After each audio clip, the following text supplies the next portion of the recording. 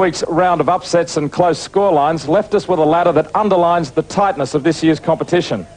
Following the top five of Penrith, Norths, Manly, Wests and Illawarra is a bottleneck of 6 teams within 3 points of the top group.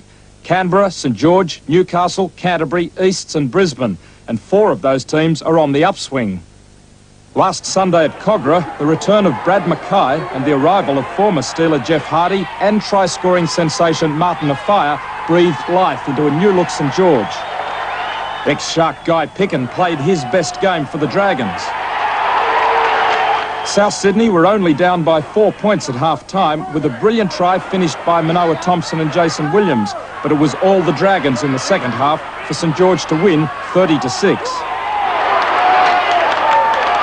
The appearance of British dual international Jonathan Davies sparked Canterbury at Bruce Stadium. But it was the dazzling McGrady that really set alight the Bulldogs. Cross to McCracken. Oh, he steps back inside as he scored. Canterbury led the way for 78 minutes until the Green Machine put it all on the last. A great pass from Brad Clyde to Paul Martin tied the match at 16 all. From the touchline, Meninga coolly kicked the conversion to snatch victory for the Raiders. And the flags are up! What a kick from Meninga! The Gold Coast new halfback Brett Rolls kicked and organised the Seagulls to a shock 16-12 win over the Knights at Newcastle. And the Gold Coast have got the ball. With Englishmen Darryl Powell and Paul Dixon, but without Wally Lewis and Chris Close, the Seagulls were dragged back to 12 all as John Schuster sent Michael Hagan in with 15 minutes to go. Hagan, and he's backing up. But Keith Neller and Danny Peacock put the Coast back in front, 16-12 with 5 to go. Peacock scores. Newcastle weren't finished, but Hagan's pass was ruled forward to the Knights' dismay. The forward pass, no try. A sour note on a deserved Seagulls victory was a sickening incident in which fullback Peacock dislocated his hip. Oh my God! It was a neck-and-neck encounter at the Sydney Stadium, with the result finally clouded by controversy. Craig Salvatore, Terry Hill and Brendan Hall were among East's best as the Roosters continued their improvement to lead 14-12 at half-time. 5 minutes from full-time, Peter Jackson was ruled inside the 5. Sherlock's goal gave Easts a 16-14 win.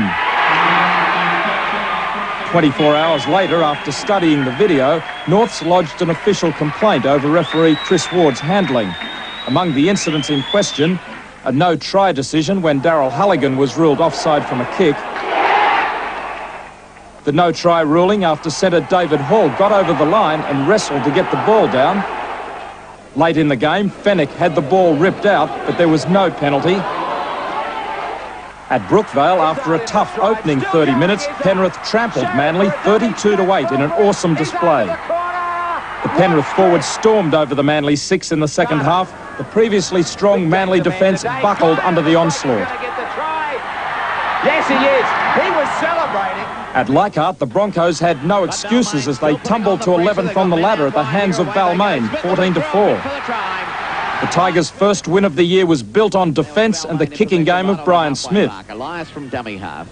Smith's performance at halfback vindicated coach Alan Jones's decision to drop Kiwi international Gary Freeman to reserve grade. Great kick there by